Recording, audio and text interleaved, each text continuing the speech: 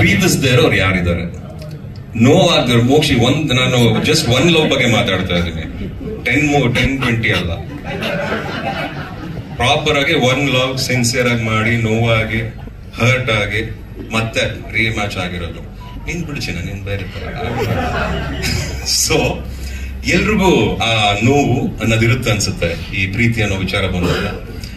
ಬಹುಶಃ ನನಗೂ ಆಗಿದೆ, ನಂದೇ ಆದಂತ ಎಕ್ಸ್ಪೀರಿಯನ್ಸ್. ನಾನು ಲವ್ ಮಾಡಿದ್ದೀನಿ, ನಾನು ಲವ್ ಮಾಡೇ ಮದುವೆ ಆಗಿದ್ದು. ನನಗೂ ಅದ್ರ ಅಣಕು ತುಣುಕುಗಳೆಲ್ಲ ನನಗೂ ಸ್ವಲ್ಪ ಎಕ್ಸ್ಪೀರಿಯನ್ಸ್ ಇದೆ. ಎಲ್ಲೆಲ್ಲಿ ನೋವಾಗಿತ್ತು, ಎಲ್ಲೆಲ್ಲಿ ಬೇಜಾರಾಗಿತ್ತು, ಎಲ್ಲೆಲ್ಲಿ ಖುಷಿ ಆದ್ವಿ. ಆಮೇಲೆ ಐ ಥಿಂಕ್ ಈ ಪೇನ್ ಅನ್ನೋದು it just keeps coming. We should also know ಅದು ಬಂದ್ಮೇಲೆ ಅದಕ್ಕೆ ಗೊತ್ತಿರೋ ನೆಕ್ಸ್ಟ್ ಕೆಲಸ ಹೋಗ್ಬೇಕು ಅಂತ. ಸೊ ಅದಕ್ಕೆ ಬರೋದೇ ಹೋಗಕ್ಕೆ. So I think that is what life is. And don't worry about other things.